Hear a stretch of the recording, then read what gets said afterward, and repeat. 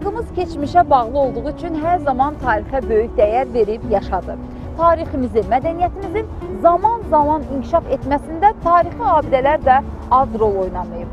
Bu abidələr böyük memarlıq incisi olmaqla yanaşı həm də dövlətimizin mədəniyyət simvoludur. Arxada qoyduğumuz minilliklərin hansı dövrünə aid abidə axtarsan, tapa bilərsən. Bu tarixə dəyər verən, dəyərlilərimiz isə tarixi abidələrin qorunub saxlanılmasında böyük rol oynadıkları kimi müasir memarlıq nümunələrinin tikilməsində də son dərəcədə maraqlı olublar. Ulu öndər, milli lider Heydər Əliyev məhz tariximizə, abidələrə, adət-ənənələrə dəyər verən şəxsiyyət olub. Memar ruhlu Heydər Əliyev Azərbaycan Sənaye İnstitutunun Memarlıq Fakültəsində təhsil alan zaman başlanılan müharibə ona təhsilini başa çatdırmağa imkan vermir. Lakin buna baxmayaraq, o əsl memar adını qazanır. Azərbaycan dövlətçiliyinin qurucusu, baş arxitektoru.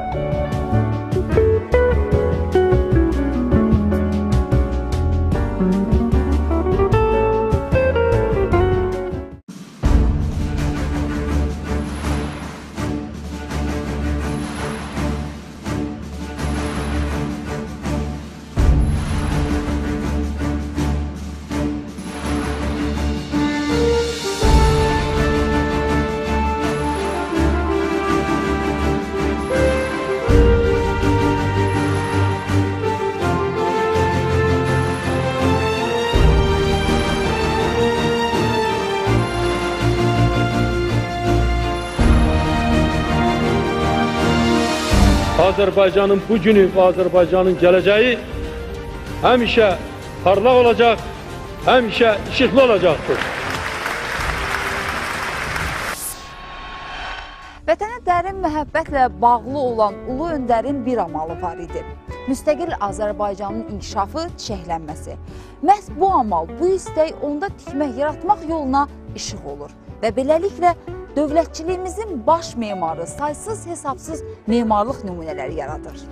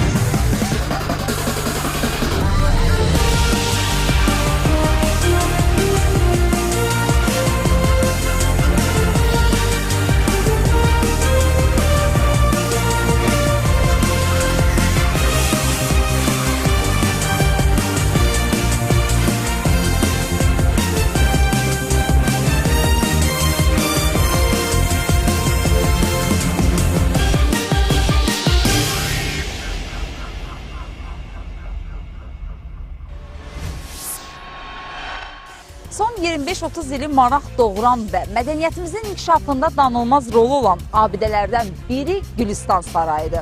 Bu saray 1979-1980-ci illərdə Heydər Əliyevin göstərişi ilə tikilib.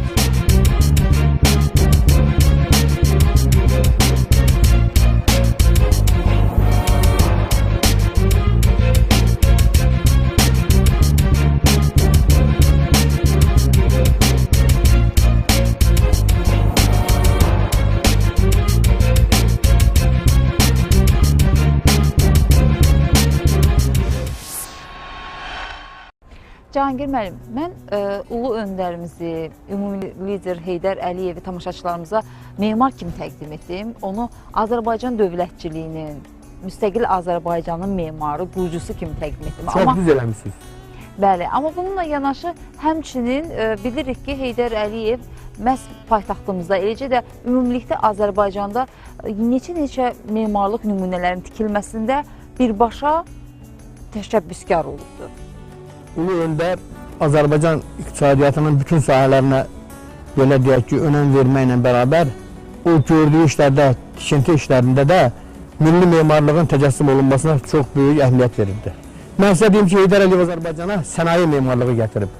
Heydər Əliyevə qədər Azərbaycanda sənaye memarlığı olmayıb. O baxımdan mən istəyirəm, bax bu qarşısında durduğumuz bina var, bu Gülüstan Sarayı. Bu Gülüstan Sarayı Azərbaycan xalqına Heydər Əliyev tərəfindən bəxş edilmiş, belə deyək ki, abidələrdən biridir. Sözün həqiqi mənasında. Burada bu bina tikilənə qədər Azərbaycanın bu cür möhtəşəm binası olmayıb. Böyük tədbirlər keçirmək, belə deyək ki, orada Azərbaycan xalqının milli ornamentlərini nümayiş elətdirmək olmayıb. Burada həm klassik memarlıq var, həm də modernizm var.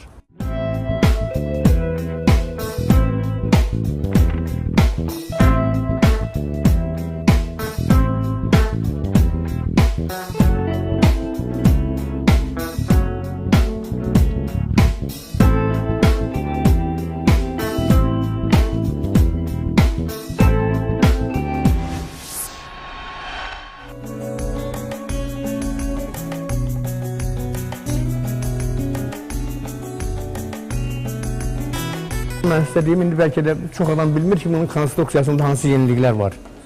Bura profnastillə bu aradakı periqorotka düzəldilib. İlk dəfə Azərbaycanda tətbiq olunub bu. Bu da ulu öndərin bu məsələyə belə deyək ki, ciddi yanaşması və belə deyək ki, hətta dünyaya sübut eləməsi ki, Azərbaycanda mütəxəssislər də var ki, müasir dövrdə tələb olunan, yəni o vaxt çox çətin idi bu məsələləri həll eləmək, tələb olunan texniki yeniliklərlə biz möhtəşəm binalar inşa eləyə bilərik. Və qeyd etdiniz ki, əsrin müqaviləsi də... Və indi mən təsəvvür edeyim ki, məsələn, yada salaq ki, əsrin müqaviləsini bağlamaq üçün bizim belə bir yerimiz yoxdur bundan başqa. Əsrin müqaviləsi də 94-cü ildə burada imzalandı. Dünyadan, müxtəlif ölkələrdən, məsələn, tanınmış adamlar, böyük, belə deyək ki, investorlar bura gələndə təbii ki, onları qəbul etmək üçün belə yerin olması çox vacibdir.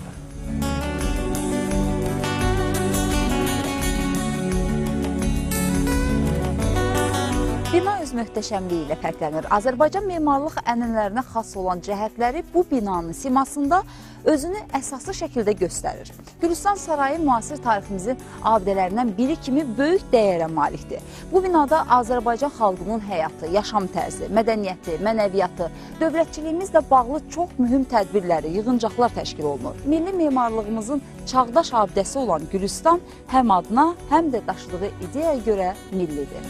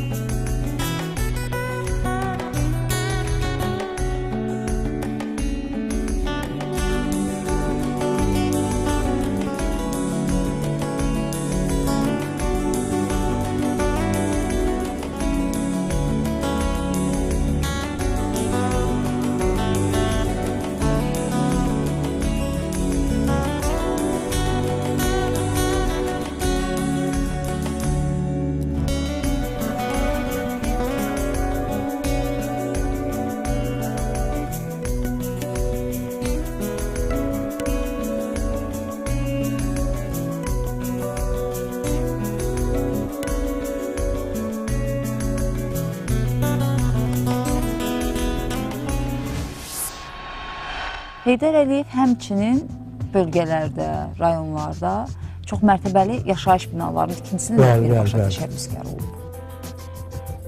Mən sizə deyim ki, Heydər Əliyev Ulu Öndər Ali məktəb kimi ilk dəfə sənaye institutuna daxil olub, mimarlıq fakültəsinə. Yəni, bəzi adam bütün onun fəaliyyətini bağlayır ki, mimarlıq fakültəsinə girməklə bağlı yeniliklərə, belə deyək ki, bağlı bir insan olub. Heydər Əliyev zaten yaradıcı adam olub.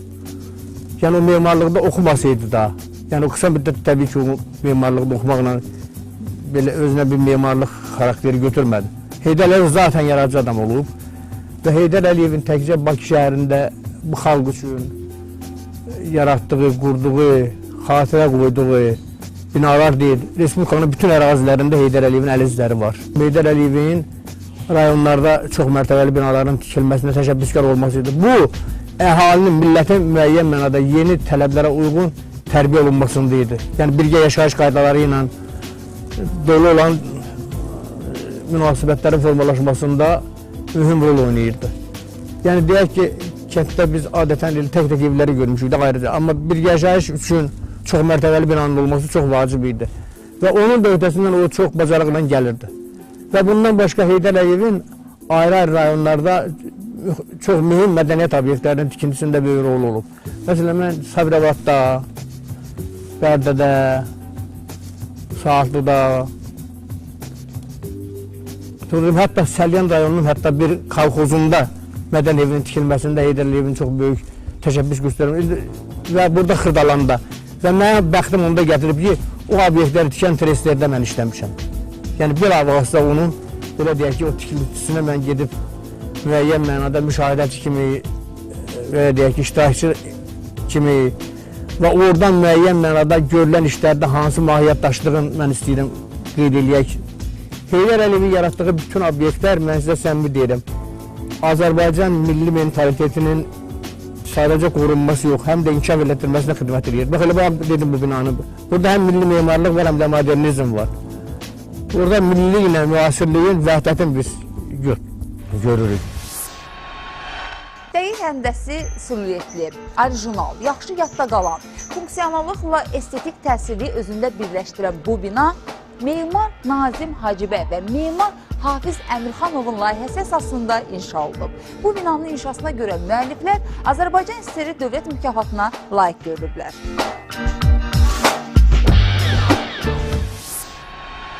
Və ən böyük, belə deyək ki, diqqət çəkən cəhət ondan ibarət ki, Heydər Əliyev Azərbaycana sənaye memarlığı gətirdi. Sənaye memarlığı nədə görüşürdü? Deyək ki, kondisioner zavodunun tikintisində, Heydər Əliyev prospektində olan elektron maşınlarının zavodunda, sonra Azon zavodunun binasında və Dərin Özürlər zavodunun binasında. Onlar hamısı Heydər Əliyevin Azərbaycana gətirdiyi sənaye memarlığı elementləridir.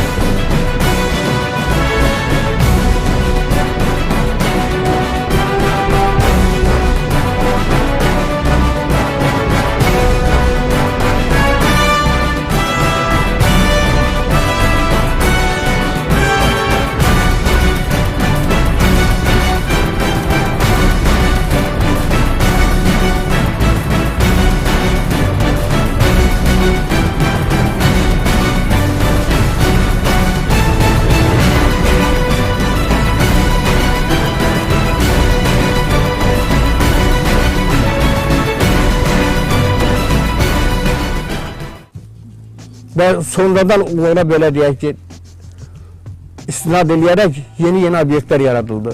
Onun deməli ilk, mən deyərdim ki, təkcə təşəbbüskar gördü. Heydər Əliyev o obyektlərin tikintisində bilavasitə iştirak edirdi.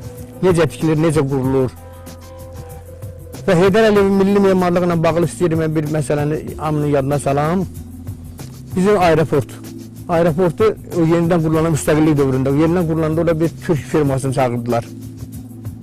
Və Ulu Öndərə bunu təriflədilər ki, bunlar belə obyektlər tikib, belə şeylər edib. Ulu Öndər orada bir çox maraqlı bir ifadə işlətdi. Dedi ki, mən bunların nə tikməyindən belə deyək ki, o qədər də mənim üçün maraqlıdır. Maraqlı cəhət odur ki, gələk yuxarıdan, aeroportdan təyyarə ilə gələndə, təyyarədə oturanlar yerdə görsün ki, bura Azərbaycandır, bura Bakıdır.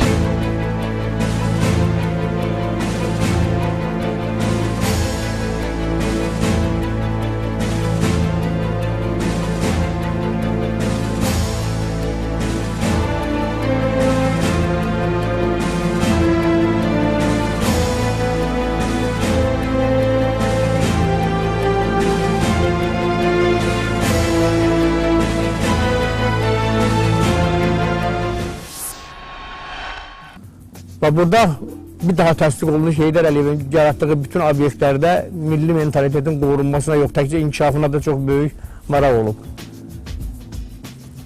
Bəzən bizim hər birimiz üçün sadə görünən işdə Heydər Əliyev çox böyük, möhtəşəm işlər axtarırdı, elə deyək ki, inkişaf axtarırdı. Yolların çəkilməsi, yəni insanların binalarla, ayrı-ayrı obyektlərlə tərbiyə olunması müasir tələblərə uyğun olaraq Heydər Əliyevin qayəsinin əsasını təşkil edirdi. Yəni, təbii ki, yaxşı binada insan özünü yaxşı aparar da. Bəzən belə deyirlər ki, biz tərbiyəsini görmüşük ki, yəni tərbiyəti canlı olur. Siz inanın, memarların yaratdığı obyektlərin də hər biri elə müəyyən mənada cəmiyyətin tərbiyə olunmasına çox mühüm əhəmiyyət kəsb edir. O baxımdan, bəli, Ulu Öndərin yaratdığı obyektlər çox böyük əhəmiyyətə malik obyektlərdir. Mesela elementar məsələ, sadəcə bir məsələni deyim ki, bu Beybət məscidinin tikintisi. Və o Heydər Əliyev onunla sübut elədi ki, yəni Heydər Əliyev Sovet dövründə yaşasa da Heydər Əliyevin zatında milli memarlığın hansı kökləri yaşayır. Və orada yadınızda var bir söz dedi ki, biz bundan sonra çox belə abidələri bərpa eləyəcəyik. Bizi eləyə bilməyimizi bizdən sonra gələn nəsillərə davam elətdirəcək. Onunla o deyirdi ki, yəni bu yoldan çıxmayın. Milli mənəvi dəyərlərimizin qoruyucusu olaraq memarlıq abidələr yaradır. Və yəni Heydər Əliyev fondunun binası, Heydər Əliyev fondunun binası müasir dövrdə yaradılan çox böyük, möhtəşəm memarlıq abidəsidir. Eləcə də Heydər Əliyev mərkəzini... Təbii ki, Heydər Əliyev mərkəzi, belə deyək ki, ondan sonra yaradılan şeydir, amma mən milli memarlığına tutum olan binaları demək istəyirəm. Deməli, orada mən sizə çatdırmaqda məqsədim ondan ibarətdir ki, yəni biz nə qədər dünyaya inteqrasiya eləsək də, biz dünyaya özümüz kimi inteqrasiya eləməliyik. Heç də dünyadakı, ya deyək ki, bu şüşəni, betonu Bakıya doldurmaqla biz Bakının milliliyini saxlaya bilmərik. Yəni, Azərbaycan memarlığı daş memarlığı ilə bağlıdır. Rusiya memarlığı ağac memarlığıdır. O baxımdan daşla belə deyək ki, bəzədilmiş binalar, qurulmuş binalar nə qədər çox olarsan, o bizim milli dəyərimizi o qədər artırar. Baxın, da daş üstündə oymalar var. Üstündən 100 illər keçib, o oymalarla, o yazılarla tarix öyrənilir. Və özdə memarlıq abidələrinə təkcə bugünün gözü ilə baxmaq lazımdır. İndi görürsünüz, arxeologlar qazını taparlar, bir saxsı tapırlar, o saxsının üstündə böyük, belə deyil, mübahisə gedir, bu kimindir, haçan yaranıb. Əsas məsələ ondan ibarətdir ki, bizim yaratdığımız obyektlərdə bizim milli mənliyimiz müəyyən mənada öz təsvirini tapsın. Mən bir neçə dəfə demişəm, bir dəfə sizə liderdə dedim. Məsələn, illər də keçə, milyon illər də keçə, Azərbaycanın memarlığının, Azərbaycan Bakının belə deyək ki, mentaliteti kimi bizim içəri şəhərdəki o Qız Qalası göstərilir. Söhbət onda dörə indi o Qız Qalasından qat-qat böyük binalar da tikmək olar, onun oxşarını da tikmək olar. Amma söhbət ondadır ki, o, məsələn, 1000 il bundan qabaq tikilib, 1000 il bundan qabaq gör necə bina tikilib, onun mahiyyəti nədən ibarət olub. O baxımdan memarlığın təkcə, belə deyək, o düzəldən adamın, o çəkən adamın fəaliyyəti ilə bağlamaq lazımdır. Söhbət onun düzülüşündən də asılıdır. Yəni, ayrı-ayrı memar, belə deyək, ayrılıqda çox gözəl bina yarada bilər. Amma onlara düzülüşü pozulanda, onlar heç də müəyyən mənada, belə deyək, sambal gətirmir o mühitə.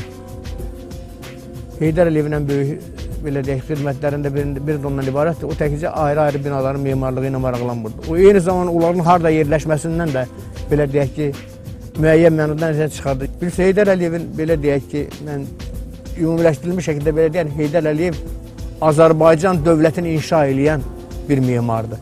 O təkcə belə deyək, ayrıca daşı üstə qoyan, müəyyən mənada o donmuş musiqi yaradan Azərbaycan dövlətini inşa edən bir memardır. Heydər Əliyev memarlığı əsas oradadır. O Azərbaycan dövlətini inşa elədi, Azərbaycanı dünyaya tanıtdı.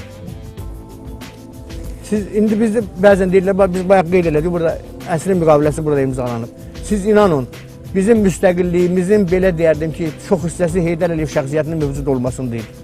Bax, keçmiş Sovet Respublikalarına baxın da, onların eləsinin çoxu hələ bizdən də qabaq siyasi bir onun üzvü idi. İndi o ölkələrin axtarışın içində o millətin axsaqqalı olan adam yoxdur. Amma Ulu Öndər bilavasitə millətə bağlılığı olduğuna görə bu gün də o Azərbaycanın belə deyək ki, inkişaf eləməsi üçün bir qürur mənbəyi kimi çıxış edir.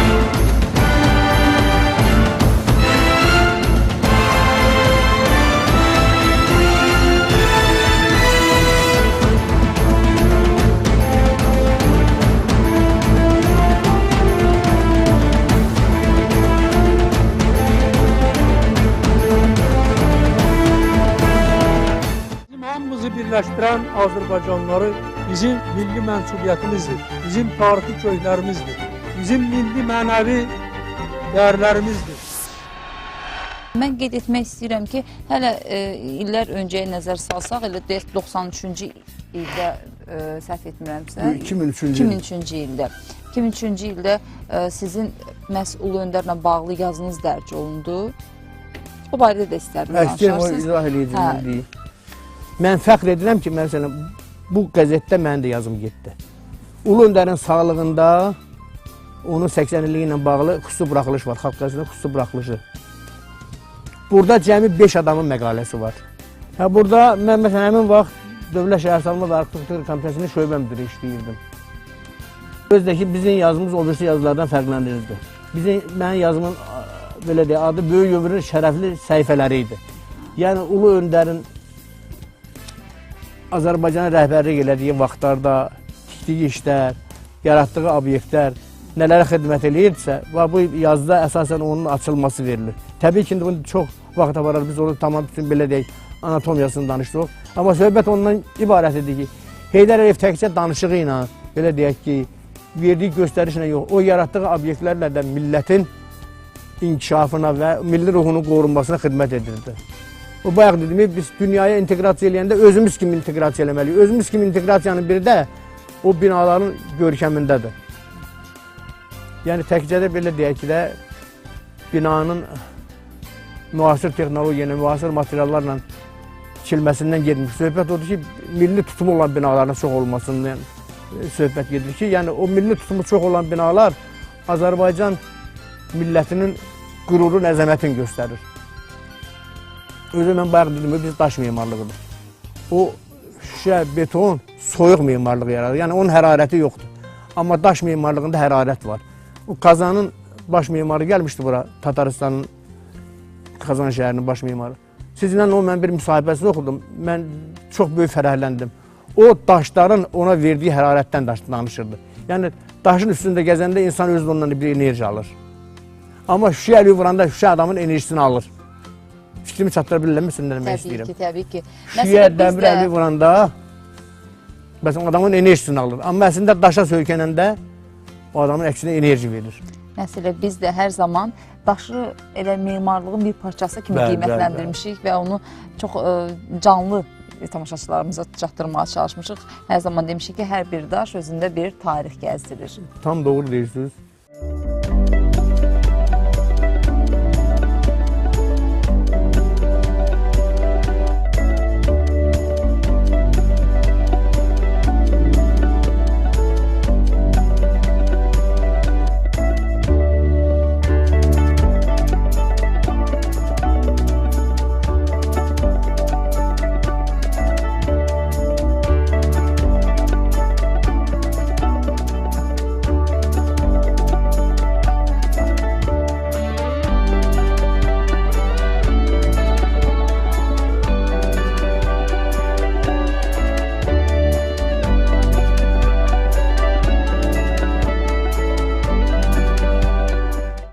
Andur xanım, siz inanın, mən səmimi deyirəm. Mən bəzən şəhərin içərisini gəzəndə, içəri şəhər deyirik, bir də Bayır şəhəri gəzəndə, mən elə bina olur, onun qarşısında xeyli dayanıram. O binalar insanla danışır. Bilirsiniz, o binalar adətən, ümumiyyətlə belədir dünyada. Binalar iki şəxsiyyətə oxşayır. Biri onun sifarişçisinə, biri də onun memarına. Yəni, ya sifarişçi tələb edir ki, mənə belə bina yarat, belə bina qur və yaxud da o memar görəndə ki, sifarişçi buna istiqamət vermir, o öz təxəyyülü hesabına nəyisə yaradır. O baxımdan Ulu Öndərin Bakıda inşa elətdirdiyi və belə deyək ki, onun keşiyində dayanmağı millətə tövsiyə etdiyi binaların sayı çoxdur. Və bununla fəxr eləməyə dəyər. Deyək ki, İdman konsert zalı var bizim. Vaxtı ilə orada nəzərdə tutulurdu ki, o fiqurlu konki sürmək üzrə meydançı olacaq. Yəni, bu millət öyrənsin onu da. Sonra əl oyunları stadionu var. Burada Azneft meydanında. O da Ulu Öndərin, belə deyək ki, göstərişi ilə, öz iştirakı ilə tikilən binalardan biridir. O binaların hər biri Azərbaycanda təkcə Heydər Əliyevin, belə deyək ki, əl izlərini yaşatmır. O, Azərbaycançılığı yaşadır. Və Heydər Əliyevin böyüyü də onda idi ki, onun gördüyü bütün işlər Azərbaycançılığa xidmət edirdi. Xalça muzeyi. Bax, orada da müasirliklə, tarixliyin müəyyən bir vəhdətini görürük. Təbii, çox gözəl və qeyri-adi bir binadır. Bax, elə o Muğam mərkəzinin binası. Bu tamamilə ayrı aləmdir. Dünyanın heç bir ölkəsində elə bir mərkəz yoxdur. Və Şuşa ilə və onların birləşmələrinə baxın, orada nələrdən istifadə ediblər. Bu da bizim o cənab prezidentin, Ulu Öndərin, belə demək mümkünsə, təkcə siyasi, belə deyək ki, kursuna yox, həm də milli kursuna sadiqliyinin nümayişi kimi qəbul olunmalıdır. Və bilirik ki, Ulu Öndər qeyd etdik ki, düz müasir binaların tikilməsinə, ümumiyyətlə memarlığın, inşaatın inkişafına çox maraqlı idi və istəyirdi ki, Azərbaycanın çəklənməsinə məhz elə tikinti işlərinin, belə deyək də, yeni binaların, şəhərin gözəlləşməsinin böyük bir rolu olacaqdı və bununla yanaşı da həmçinin Ulu Öndər tarixi abidələrimizə çox böyük üstünlük verirdi ki, onların qorunmasında, yenidən bərpasında, yaşanmasında çox, belə deyək də, böyük bir rolları olubdur. O, Əliağa Vahidin bir şey qəzəli var, deyir, uçmaz elə bir xanə ki, memarı gözəldir. Bəzən deyirik ki, bir dəfə ucalan bayraq, bir dəfə enməz.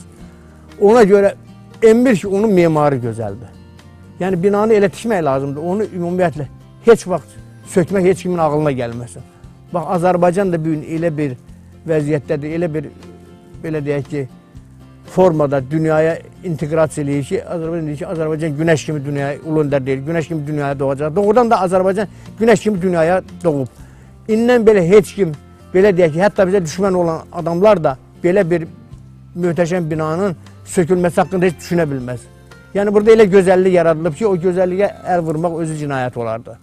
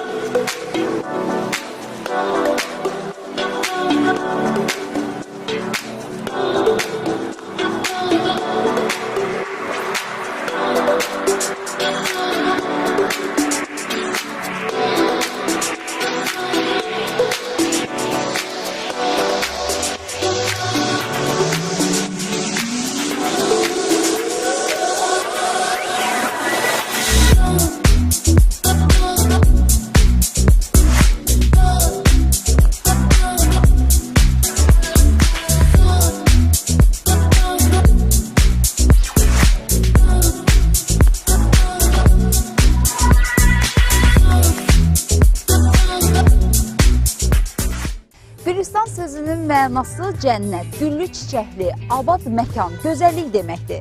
Bizim abidələrin demək olar ki, hamısında milli memarlıq gözlənir. Avropa memarlığı üslubunda tikilən binalarda da müəyyən qədər olsa da milli çalar seçilir.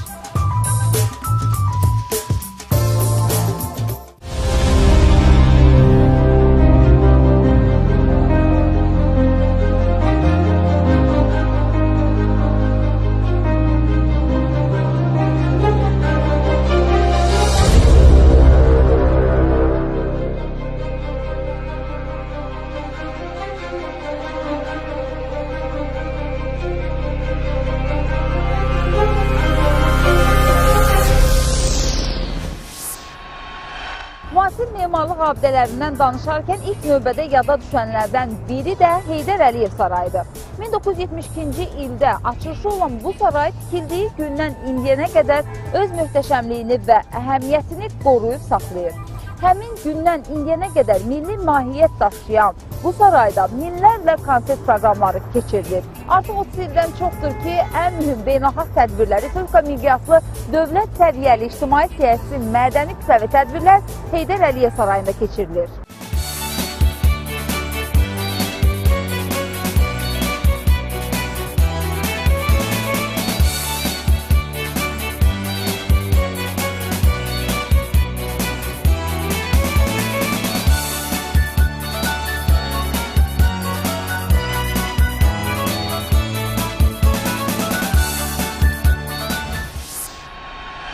Bu saray 2004-cü ildən Heydər Əliyevin adını daşıyır. Bu sarayın quruluşu, avadanlığı, siması nə qədər müasir dünya standartları ilə ayaqlaşsa da milliliyini itirmir. Burada bir mədəniyyət ünvanı kimi hər zaman yada düşür.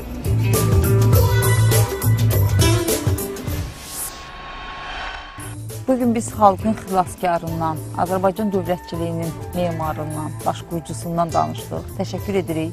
Sizə verişimizə gəldiniz. Maraqlı oldu söhbətimiz. Mən istəsəm bir elə adamlar var, bu məsələni belə deyək də qıraqdan seyr eləyib. Amma mən bu prosesin içində olmuşam.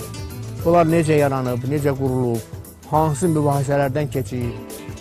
Və bayaq dediyim kimi ki, elə mən bəlkə də o yazının bura salınmasında Ulu Öndər o şeyləri nəzərə alıb ki, yəni mən bəlkə də bir sıravi bir adamıdım da. Mən yazım o bu xüsusi buraxılışda çıxdı.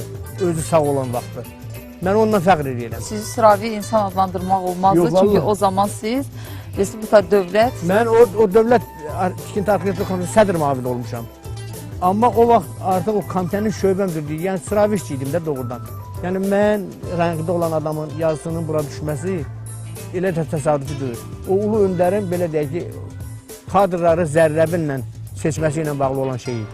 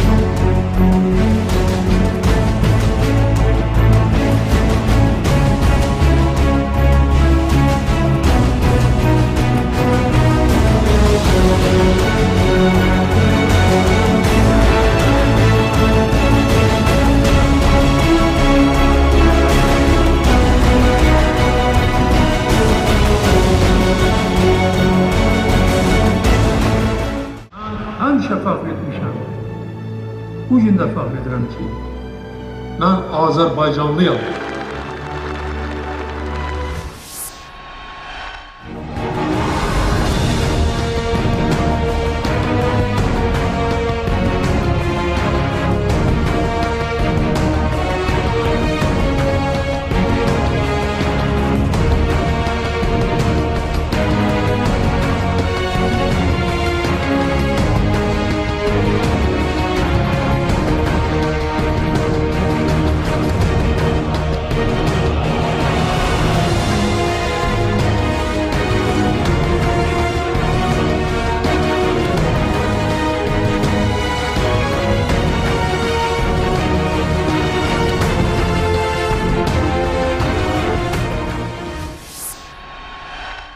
Dövlət xadiminin siyasətçidən fərqi ondadır ki, siyasətçi növbəti seçkiləri, dövlət xadimi isə gələcək nəsli düşünür.